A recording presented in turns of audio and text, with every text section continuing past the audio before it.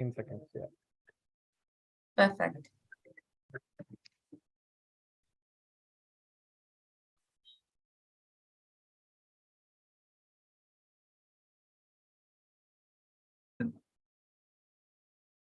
Divya, we can go live. Yeah, we can start. Perfect. Thank you. So good evening, everyone. So whoever is joining us on Zoom, as well as those joining us on YouTube. My name is Divya. I'm 2003 A4PS 297, and I launched the BITSAA Sahaaya initiative in October of 2020 during the pandemic. I would say that this is an initiative by BITSAians for BITSAians, and not just students and alumni, but even the community that forms the entire BITSAian network. So that includes spouses and kids and everyone. So really, the whole aim of BITSAA Sahaaya has been to provide a safe space for people to come join and share about mental health and mental well-being. We've had a number of webinars so far in the past 2.5 years, and we're excited to have a session today, especially commemorating the World Mental Health Month that's ongoing right now. So May is considered the Mental Health Month in general, and I think as a part of that, it's an honor for me to be able to have a BITSAian speaker, a founder, who has actually created waves in the mental health space to talk to us today. So I'll quickly introduce our speaker, Mr. Rohan Arora, who's the co-founder of Evolve. We're talking to him today about founders' well-being. So Rohan is the co-founder of Evolve, which is a mental health platform focused on the needs of the LGBTQIA+ community. The platform provides content, community, and coaches for its members and is research-backed. Evolve already has more than 500,000 users, and it was also recently showcased at the White House to VP Kamala Harris by one of its users. Evolve was also awarded by Google as the best app for personal growth in 2021, and also recognized by Google as one of the 5 apps making a mark in APAC region and beyond. Rohan graduated from BITS Pilani in 2010, and he also has an MBA from IIM Ahmedabad. So he has 10 years of leadership experience at different organizations, including the Publicis Group, Mondelez, and ExxonMobil, spread across functions like growth and analytics. He wants to make the most of his time on earth by being his most authentic self, which is so important. He is a Vipassana meditator and believes in Anika, or the philosophy of impermanence. So with that, I'm very excited to invite Rohan to stage, and I'd like to start with letting Rohan share with us his journey about how and where he got here. Of course, we learned about what you've done and 10 years of work experience and Pilani and all that, but maybe a little more insight into your journey and what got you to build a mental health app. And what's the purpose and what's the vision that you have, and we'll be grateful to understand what drives you. Thank you. Thanks, Divya. It's a pleasure to be here. I think I will first introduce myself. I'm Rohan Arora, 2006 A4PS 394P. Thank you for having me, and thank you for doing all that you do at Sahaaya. I think the initiative that you are running is extremely critical in the current scenario, and making it more inclusive to everybody, like the families, the kids. Kudos to the whole team at Sahaaya, and again, once again, thank you for having me. Appreciate it.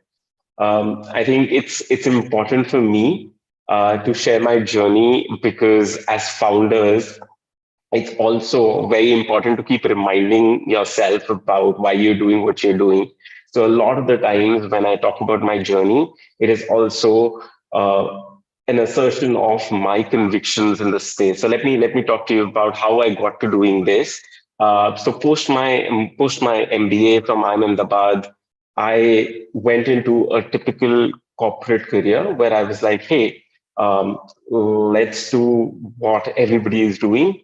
And I got into sales and marketing and joined a company called Mondelez, which is Cadbury. and started leading a team in rural Bihar. And my typical next role would have been brand marketing and coming back to HO. But at some stage, I was like, the world's changing digitally and technology is taking center stage.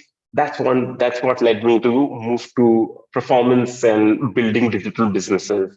And that for me was an important shift because that was a change in approach towards of looking at businesses in general, from a traditional business moving to a digital business first approach, and somewhere in the middle of my stint of doing digital businesses and helping digital businesses scale, I, uh, I came across somebody who was starting up in the mental health space, Anshul, who's my co-founder.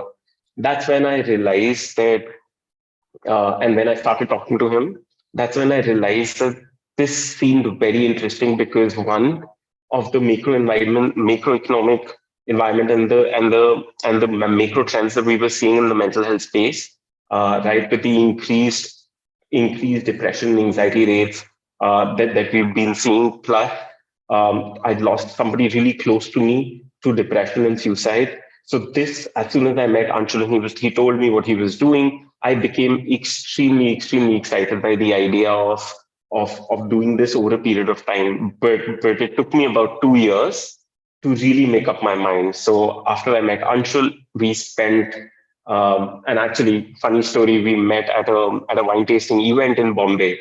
From there, it took me 2 years to really come in full time as a co-founder at Evolve. Once I had figured out my relationship with Anshul, who's now the co-founder, who's the founder of Evolve, and and and to really get into the gear of being a startup founder, because I think being a startup founder entails a lot of preparation, though you can never be ready for everything that a startup journey throws at you. But I think the starting preparation and basically knowing what you're going to get into once you join as a full-time founder, from a financial perspective, from a societal pressure perspective, from really building resilience perspective. There's just so many aspects that you have to prepare yourself before you take the plunge.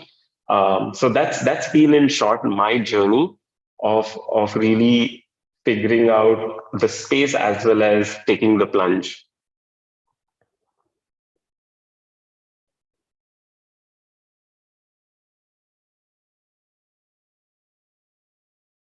Yeah, I think. Divya is trying to join again. He's having a patchy internet.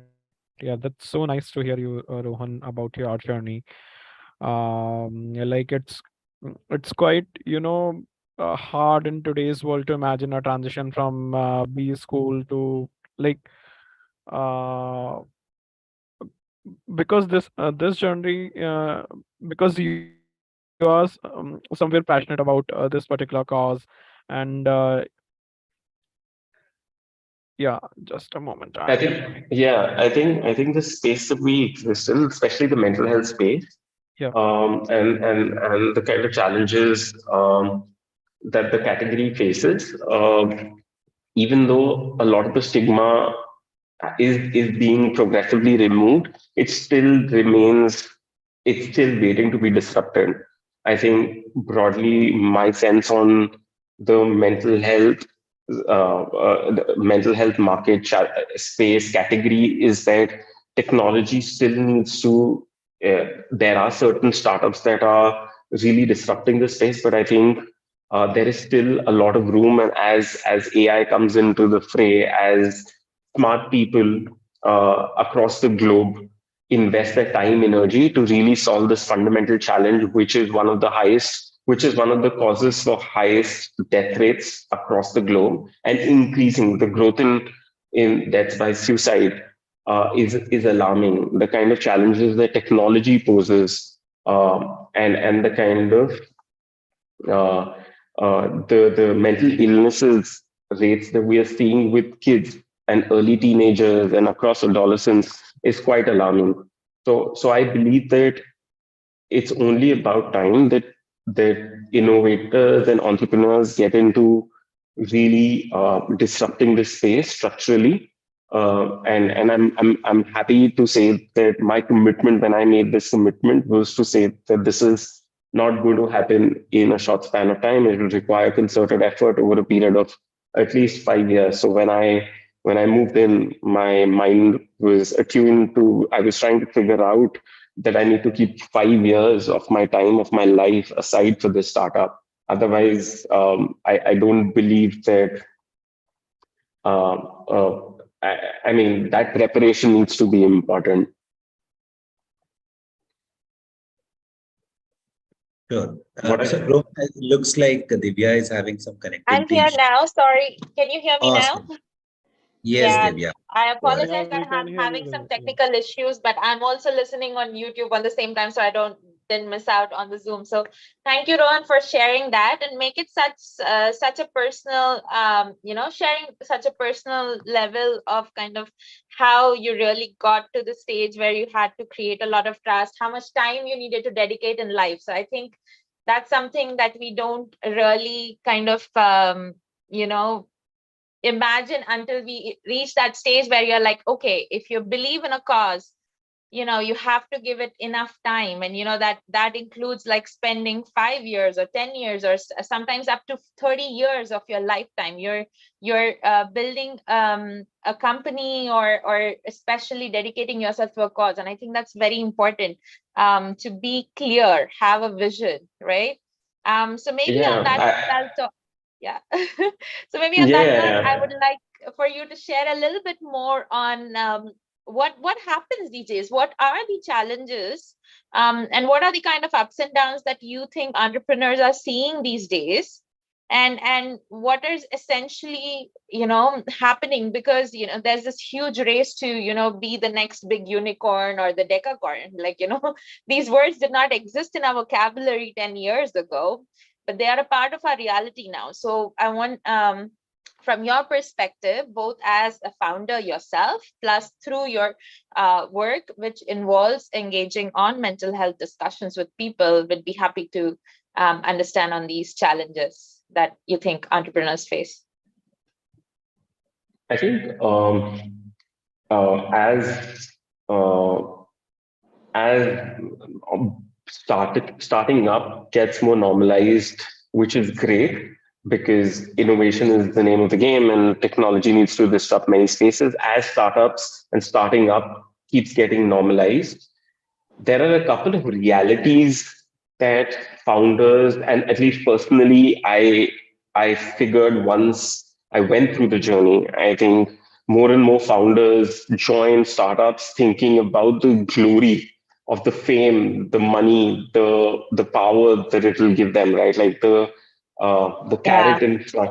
The carrot in front is really about how possibly the startup success can lead to glory for the founders, but the ramifications of that are astounding. Like if you think about the flip side, there are so many rejections as a founder that they can also impact you very personally. If the success is going to impact a founder very personally, then the failure of a startup can also really break somebody's morale and somebody's energies, honestly. So I feel like as we start chasing more and more, I don't know how many of the founders, young founders, really are really preparing themselves to to really dissociate the company or their own startup from their personal being, right? For example, if you go to funding these days, 99.9% of the times it's a no, right? These rejections can really impact you at a mental health level. I think that is super critical for founders, and it took me a while. So when I jumped into my own journey at Evolve, the number of times we had to hear no from customers, from uh, investors, from stakeholders, from potential hires, right? It because the startup is just a couple of people and it's your baby. Most of the times you feel you tend to take it very personally, honestly. So one of the biggest challenges that I have faced is how do you really dissociate, how do you not take it so personally and be like and still keep striving to achieve better. um, the second one that I foresee as we keep going on to this race of becoming unicorns and decacorns, and it is your typical race. Then no races are really super productive unless you find that this is the track that you want to run in, right? Unless you find that authentic track for yourself and dig deep to really create that path for yourself. Because if you're just running for the sake of running, the challenges of there are so many existential challenges that you're going to face that you'll have to really dig deep to find whether that race is really authentic. And that's why knowing why you're starting up becomes really critical. So a lot of startups that came in the Web3 space, or that came in because it was the spaces were really hot.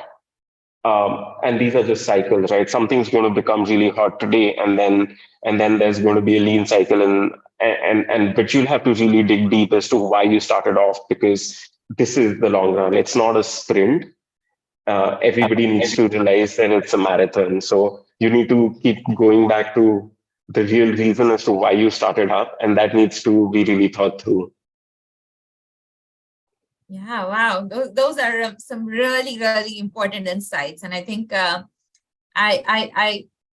really like the fact that you need to keep going back to your why and why you started in the first place. And essentially, again, what brought you to that, moment where you said, I want to start something. And if it was something as superficial as just fame or just like popularity, it would die down, right? But I wanted to also kind of ask you specifically about what do you think happens to such people who essentially are, they're joining the race and then they experience failure, right? Because I think one out of four startup really survives, right? And I think 3 fail. Yeah, I think it's more like one out of 10 survives. The numbers are Okay. stacked far Yeah, the worse. numbers, it depends from sector to sector as well, right? Yeah, But in general, most startups do not get off the ground or not necessarily long more than 2 years, right? And there are people who become like serial entrepreneurs as well, right? So that takes a lot more kind of commitment also to kind of have that drive and motivation.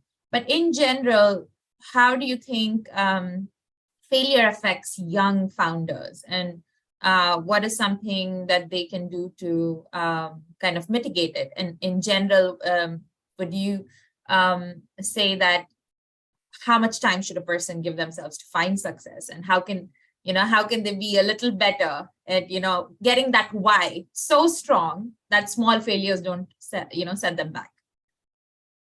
I mean, these are extremely deep and profound questions for somebody to introspect. Honestly, these are very good questions. If you were Yeah. doing a founder coaching conversation with somebody, these are absolutely the right conversations to have with yourself Yeah. before you start up. I do not. I sincerely believe that if you haven't had asked these hard questions, and it's going to be a tough ride. So for me personally, I keep having these conversations with myself quite regularly, and I personally do a lot of journaling, which really helps me stay grounded. So to keep coming back to my whys as to, hey, this is a tough situation. Why did I start off in the same place? Do the reasons still hold? Right. Yeah. I then also dig back and be like, hey, these are the reasons why I started. Like things have changed, right? Like this doesn't seem to be holding true. As far as the time commitment is concerned, I don't. I also believe that starting up is a little bit like a game of poker, right? While you might be really, really tempted to see what's going to open up in the next card and see whether you've made a good hand, but it's equally important to know when to fold, right? I think it's a game of Right. knowing when to fold as well, and not again, Exactly. failure of a startup could be many reasons, right? Just dissociating yourself and knowing, hey, things are not working for XYZ reason. So I wouldn't put a time to it, but it's actually just setting up introspection time for yourself every 6 months.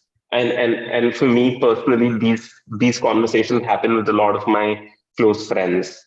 So one of the biggest things that I would advise at any stage for a startup, and that goes without saying to anybody, is get your cheerleaders, right? Get your friends, get your family in the process to really become your cheerleader. So they keep asking me questions. I've had conversations with a very close friend of mine when things were not going well at Evolve. They were like, "Hey, what's your plan B? Like things are not going well." I was like, "Hey, just back off for a minute." So I mean, it's important to have people around you who are asking you difficult questions. And one of the difficult questions is, when do you think is the right time to fold? Right. Yeah, so you need a mix of people who are inspiring you every day, but also then are like asking you and holding you accountable to say that, what are you doing? Are you really, like doing it like the way you wanted to, or are you like getting just going with the flow? I think you need the mix of like hard questions, but also like that champion who's gonna, toast you every time you have a win, right? I think it's very important. Very beautifully articulated. I would say never get the ones who are asking you the hard questions to invest in your startup. Oh, yeah. Cool. So I think that brings me to what challenges have you faced personally as an entrepreneur? I think based on our conversations earlier, you mentioned like, fundraising is a challenge and things like that, but also maybe in the perspective of what Evolve itself stands for, and the community that it is looking to support. What are some of the key challenges that you have faced specifically because of the LGBTQIA angle, as well as, just as a mental health app, right? Do you think there are specific challenges that were different for you, and how did you deal with them? I think so. Very objectively speaking, we've raised we've raised one round of funding, a pre-seed round of funding last year, and we found believers in what we were building. Just to give you a little bit of context, Evolve is a mental health app, and we focused on solving for the minority stress needs of the LGBTQIA community. What that means is that members of the community go through stressors that they go through stressors that somebody who's not part of the community would never have to go through. For example, bullying, or just a fear of rejection from their loved ones, or actual discrimination at the workplace, or even something as simple as microaggressions, right? At to your friends, right? Who just assume that you belong to the norm, the so-called norm. So the kind of stressors that somebody who's part of the community goes through is additive than what everybody else goes through. And these are chronic, and it's of no fault. It's because of the society and the kind of stigma that the society attaches to being not part of what you call as the majority, right? So these are the minority stressors that we decided that we wanted to focus on.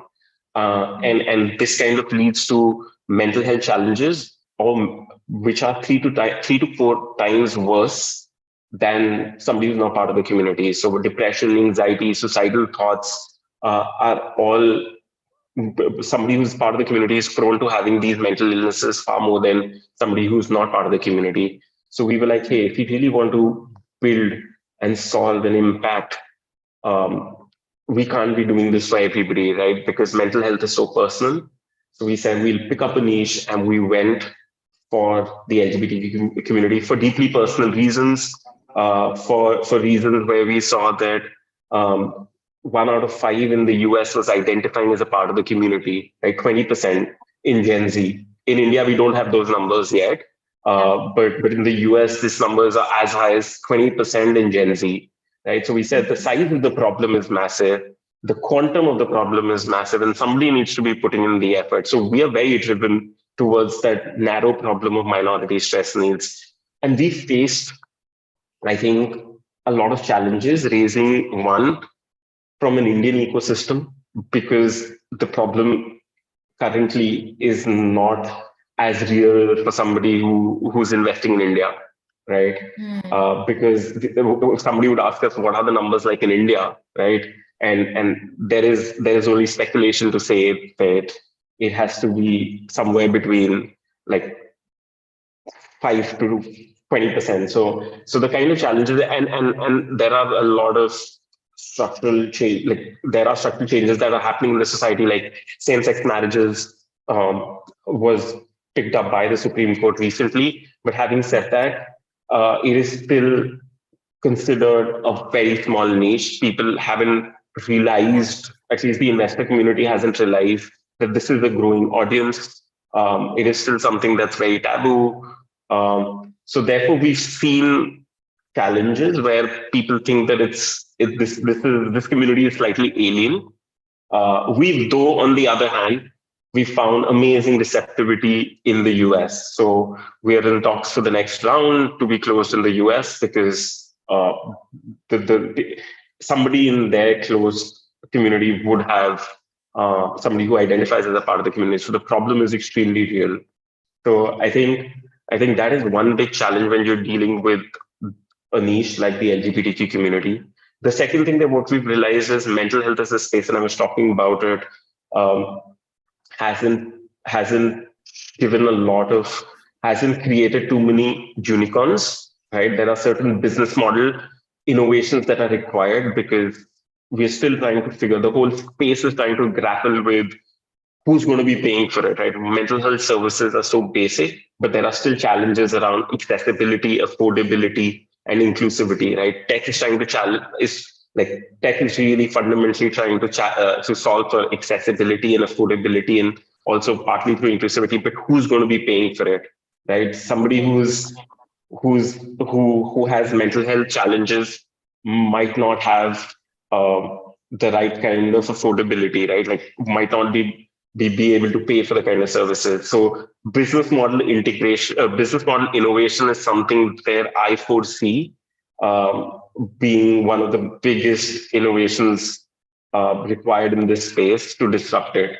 And therefore, one of the early on conversations, and that's why investors and the kind of multiples that we are seeing across the board on listed mental health companies are slightly distressing for us, because it is such an important problem. Everybody knows about the problem, but I think nobody's been really able to solve for it as such, and which excites us, right? For any entrepreneur, this is an amazing challenge to go after. Like for me, I feel like I am pushing the boundaries, and my team feels like we're pushing the boundaries, and we love the space that we are in.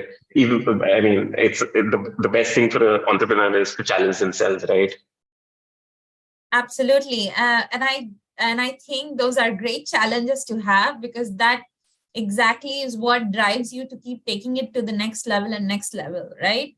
And what I think is very inspiring, especially to be in the mental health space right now, is that it is the silent pandemic. And, while COVID is now declared completely like, okay, we are not in a pandemic anymore, thanks to WHO's announcement just this month.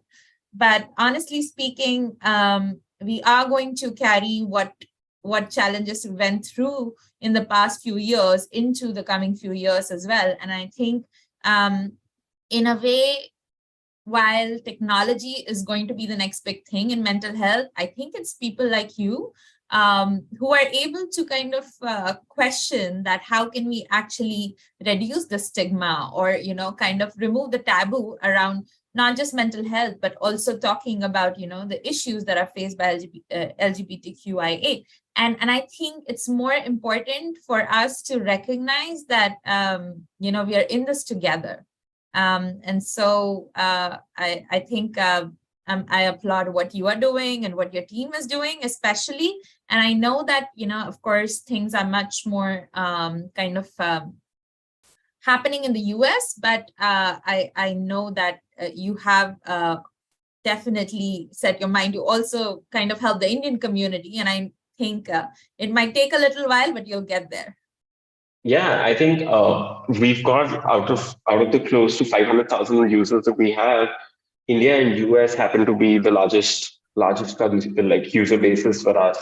I mean, I've had calls with somebody in Agra talking about how they find themselves on the sexuality spectrum and they're not comfortable and they don't have access to talk to anybody. They don't have the safe space. And then there was somebody in Bhubaneswar. They were like, we are trying to figure out our gender and sexual identity, and these questions and education and information needs to percolate to and therefore the question around who's going to pay, right? We constantly grapple with the kind of mission that we are on. How are we going to make money? Because while we want to maintain a double bottom line where we are driving impact on one side, but also trying to think about top line and again profitability and revenue. So while the stories and the kind of lives that we're able to impact in India in tier 2, tier 3 cities is really what keeps us going. But at the same time, when investors ask us those difficult questions as to how's the business model going to evolve, so to say, Yeah.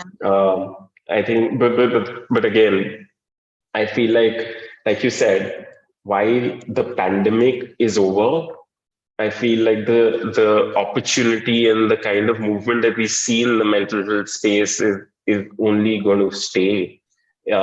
People have woken up to the challenge and the kind of and the kind of stigma that there has been a reduction of stigma on mental health issues through education and advocacy, and especially what you're doing as well, right? Like that is a great step for the whole community on campus, off campus. So alumni, I don't think it was as normalized as being able to bring it into through a webinar or through conversations at BITSAA.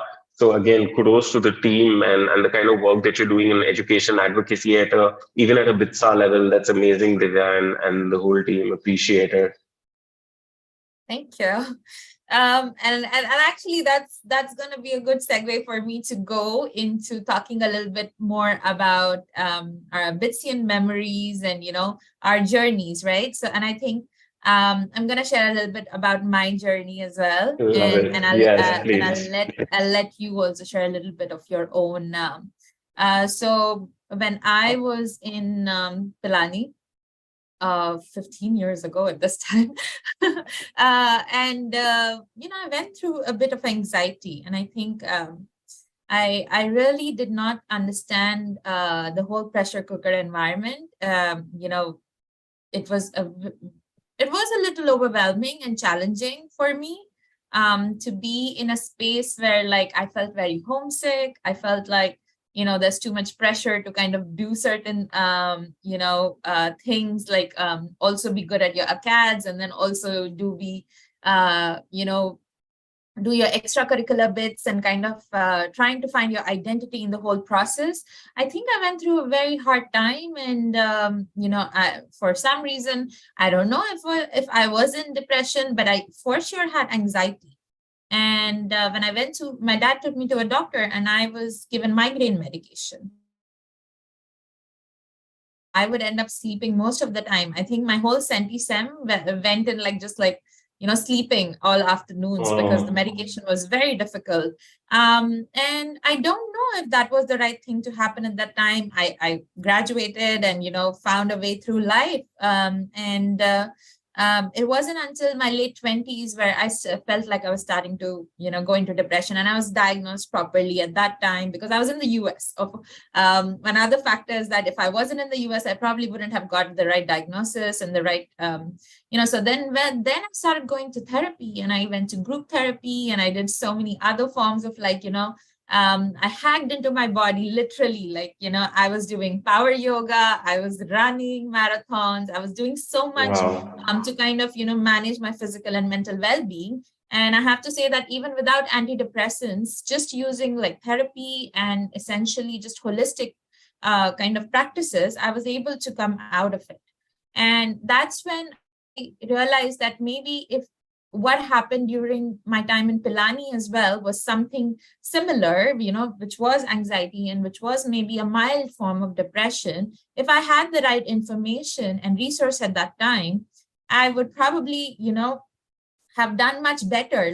Because what happens is once you reach a low in your life, it will impact your kind of whole graph.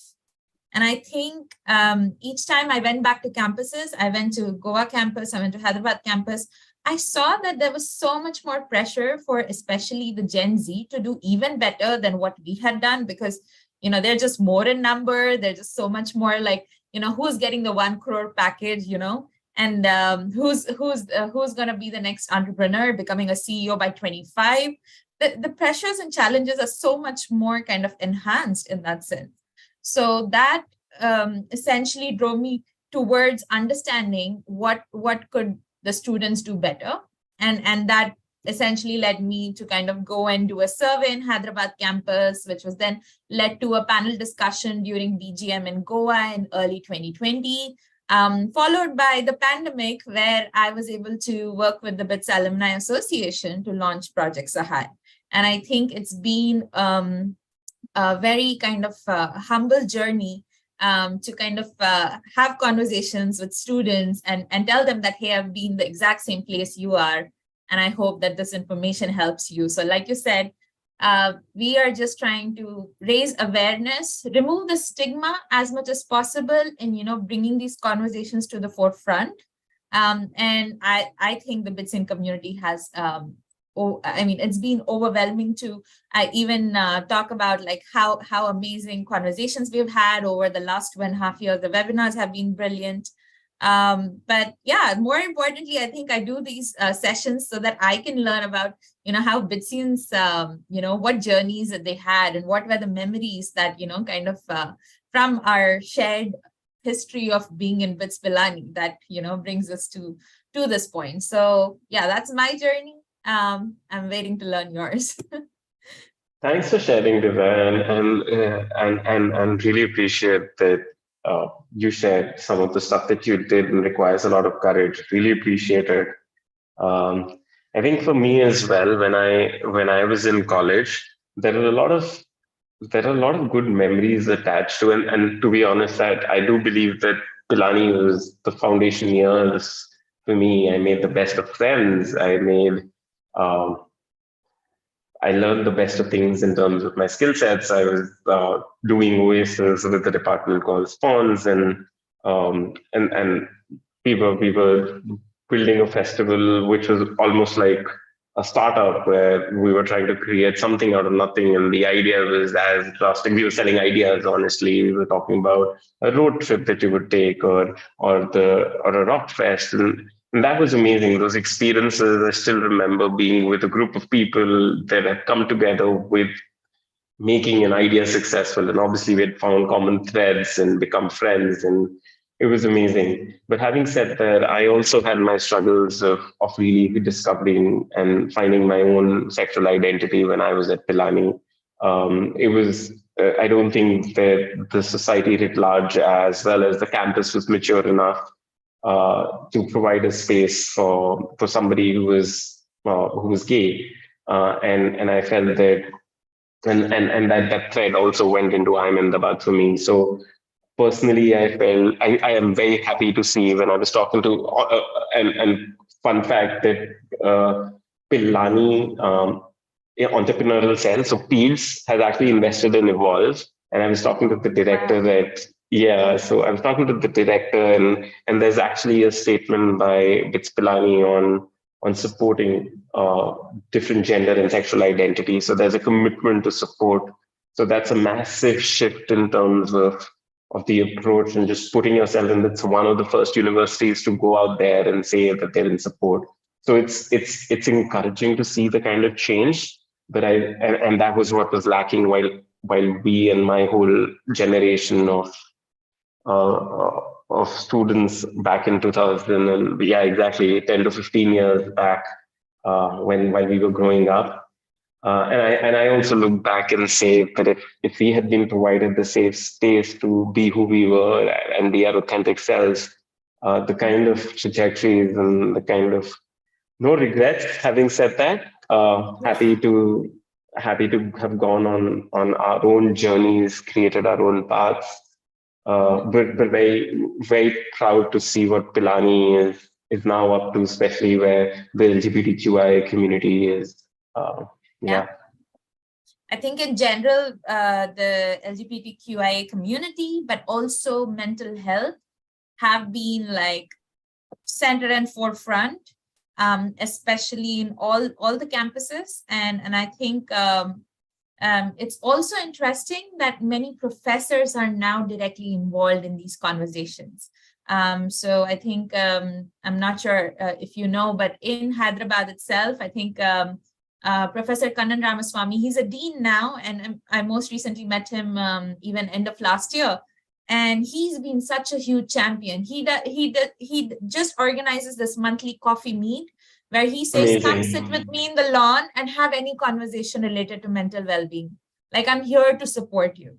And I think it's really inspiring for, to see that professors and so many more champions, for example, Empower which is run by Nirja Birla, now has its own cell on each of the campuses, providing sessions as well to students. And I think it was also available virtually for students during the pandemic.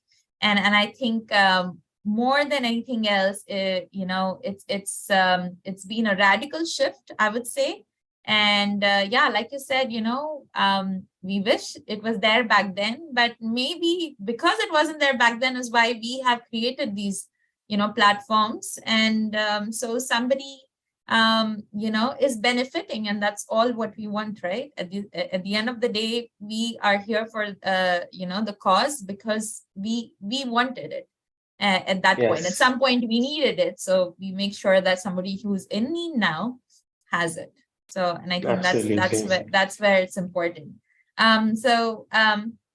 Any other kind of challenges that you faced on campus that you wanted to kind of, share that has helped you prepare for your journey now as an entrepreneur? Friends, conversations, anything that you'd like to share in terms of your nostalgia? Yeah, I mean, I remember I used to be in awe of a couple of my seniors who used to really talk big and talk ideas, and I would be like in complete awe of them. I would be like totally revere them, and I learned so much. And those were the days when I would just be like, how do they manage so many people? And one of the statements that I remember one of my seniors talked to me about was really how you need to learn to work on people's strengths. So really, how do you build teams through strengths and getting the strengths of people on board of a team rather than talking about what's not working for them. I think that's been one of my biggest learnings, that now I've led teams across organizations and now with a startup. I think that has helped me in really good stead. And obviously there are many other stories but this one's very interesting and comes to mind for some reason. It's been most impactful, and I wanted to share. Perfect. That's really helpful. And I think in general, I have seniors. Just as a matter of fact, I'm very honest. In fact, I'm going to say it out loud. Like, one of my seniors who was like in her third year, so she's 2 years senior to me, and I used to go hang out in her wing because one of her wingies was a senior to me in Maharashtra Mandal, and I used to go hang out with her. I was not very close to her back then, but now I'm taking coaching from her. So, Wow.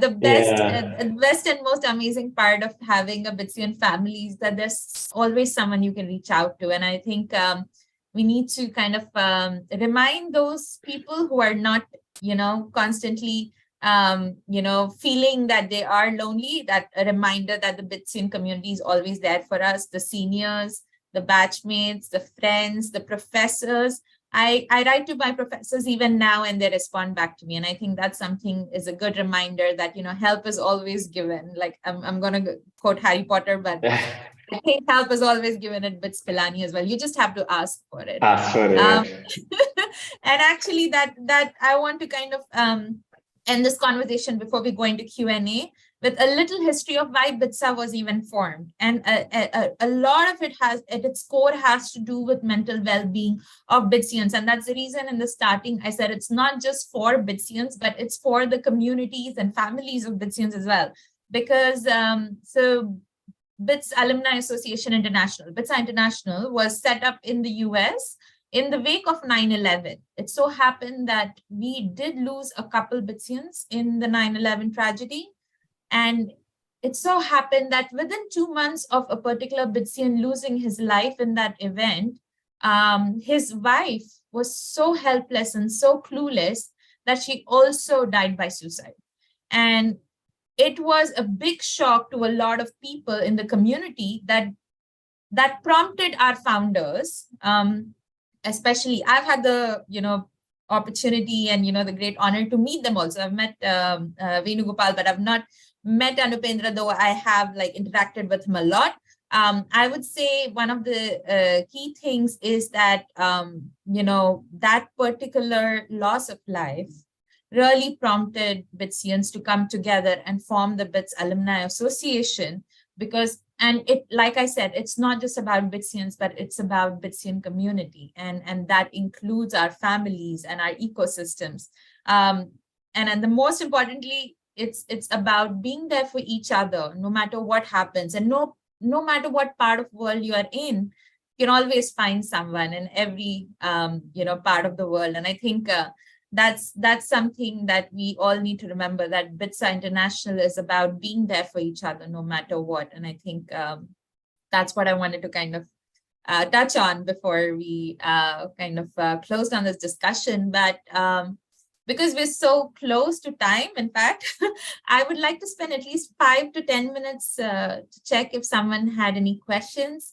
I think Hardik is helping us track any questions coming on YouTube channel, but happy to take any questions from anyone who's here in the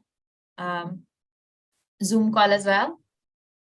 Yeah, hi, Rohan. I have two questions for you. Sure.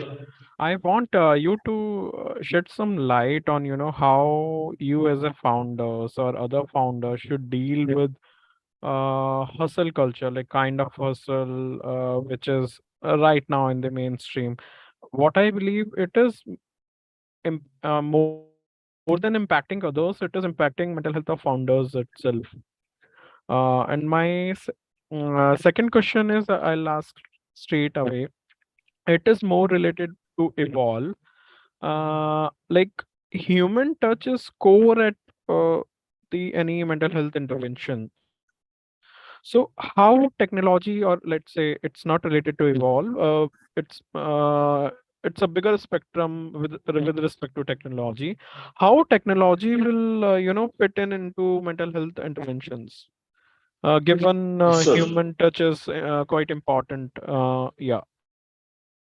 Sure. I think thanks for asking those questions, Hardik. The first one, I think hustle culture is should be taken with a pinch of salt, honestly. Like for all of us, we've been those people, the bits community, we know how much we prepare for compres on the last day, right? Like how much stress can add to can really propel us to action. So there are two kind of stressors. There's a good kind of stress and there's a bad kind of stress. I think the balance of that is something that everybody needs to find for themselves. Stress can actually propel you towards really extending your um, uh, own standards and pushing your boundaries. But at the same time, you must know where it's becoming destructive and where it's eating into any founder is the biggest asset to a company, and there is a direct ROI attached to a founder's mental well-being, and that's talking business right there. Like if you have to give an ROI to founder mental well-being. That's probably the most important thing for any startup. Therefore, tiptoeing the line on the hustle is a process of discovery. It takes a little bit of time. For me personally, I still oscillate between feeling that I'm not doing too much, I can do more, to then being exhausted and then having to shut down. So I think it's important to know your body and knowing when, having the maturity to then say that, hey, I need a break. So I feel like hustle culture comes with a pinch of salt and a disclaimer that you need to hustle and know your body. And Divya, you want to add something to that? I think it'll be important to get your perspective given your experiences. Yeah, sure. I think it's always stepping back and asking yourself, why am I doing this again? And I think we've touched this already, but if you are hustling to get to meet a deadline that's of really importance to you, I think that's great. But Yeah. if you are normalizing hustle so much that, oh, I haven't worked 12 hours today, or I haven't worked 14 hours today, and that starts becoming your questioning your self-worth, or questioning your own sense of identity, that, oh, who am I if I'm not spending 14 hours a day online working, right? I think that's where okay, what else is important to me? How can I think you need to kind of go and focus on both your own mental well-being as well as physical health. And I think if you're able to kind of even cover those aspects where you give yourself some me time and be able to spend some time with your family and friends, and if you feel like there's a lack of balance, then bring that back into so I think constantly questioning yourself about why are you hustling so hard, and what else you need in life to feel happy. And I think more importantly, we need to be honest with ourselves no matter what. Yeah, great advice. Being truthful and honest is and basically knowing your body, knowing what you're feeling. A lot of the times, Self-awareness, yeah. yes. So on the second question, Hardik, I feel like there are there is an approach that Evolve takes on mental well-being, which is content, community, and coaches, where the content piece is still delivered, which is asynchronous, delivered by humans, or how a therapist would hold space. A lot of the times, what we've realized is humans, some people are not able to open up to another person till the time there's chemistry, while they could open up to themselves if a technology product gives them the safe space or asks them the right question, right? But having said that, human touch is central to really creating that journey from uh, of positive mental health. So therefore, we also have a peer-to-peer layer. We've got content which is asynchronous. We've got a peer-to-peer layer where people can then talk to each other and normalize and validate experiences, which is very critical in minority communities, where they want to share their own experiences and feel that they're not alone, right? So we've got a peer-to-peer layer, and then finally we also have a coaching layer on the app where if you require, then you can also connect with somebody and that's what we're building out now, where you can connect with the coach, and the coach can come in different shapes and forms. It can come in the form of a therapist. It can come in the form of a mentor who's gone through their own journey and wants to give back and can hold space. They might not be able to they might not be able to give you advice, but or give you a structure, but they can still hold space and you can bend. And that also ties well back into the whole idea of affordability, right? Like today, one of the biggest challenges is therapists costs a lot. So how do you really bridge the mental gaps in mental health needs when the cost and affordability and even the supply of therapists is a challenge? So how can technology play a role in accessibility when somebody needs 24 by 7 support, or somebody needs help at night when they're feeling very anxious, right? And are not able to sleep, and a therapist might not be available. How do you make when they can't how do you help somebody when they can't afford a therapist, for example, right? So those are some interesting challenges. The nuanced way, the ideal way would be to connect, but like there are gaps in the space for technology to fill in. Yeah, that is super helpful to know. Especially, I think we had the same questions around the time that we were discussing that, what is the right kind of intervention, especially when we are in a pandemic where you cannot really go interact with someone necessarily, right? So would people prefer just an app that kind of constantly pings them and asks them, are you doing okay? Versus do they want someone to go and talk to every single day? So I think the answer is all of the above, right? You want a little bit of this. So if you want somebody to talk to at 2 a.m, maybe an app could help you. And, if you need something a little more with human touch, then go set up an appointment, do it in person or virtually. And I think technology has allowed us to kind of even create these places where we can chat anonymously sometimes, and still feel that we are having a conversation that feels that can help us. So all Surprisingly, of the above. what we realize is people feel more comfortable talking to strangers, honestly, Mhm. and sharing their stories. So that's also something that's on the way. So yeah, the whole all of the above, and in one shape or the other, I think we can cover the gaps in the market in the space of mental health. Fully agree. Yeah. Any other questions you see, Hardik? Or No, Divya, no questions on YouTube Live. all right. So then we should close out the session. We're on time almost. We started an Yeah, hour ago. sure. So I'd like to start with thanking Rohan. Rohan, thank you so much for your time today. We really, really appreciate excuse me, all the conversations we had today, but also more importantly, what you are doing out there is truly inspiring. And I think it's much needed, and I hope that it goes to the next level, many more levels.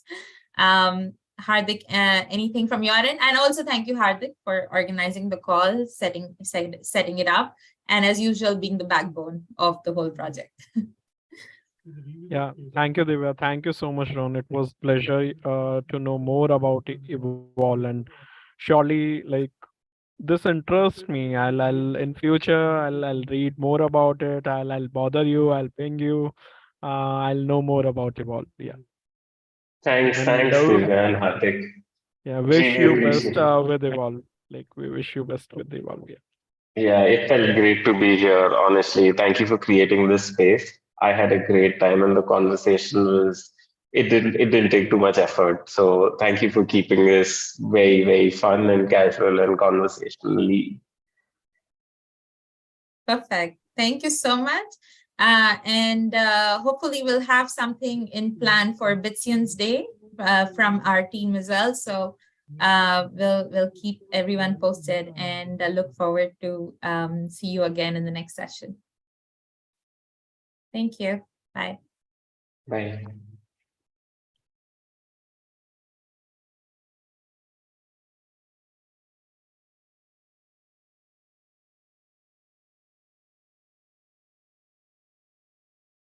Hardik, let me know when we have stopped broadcasting.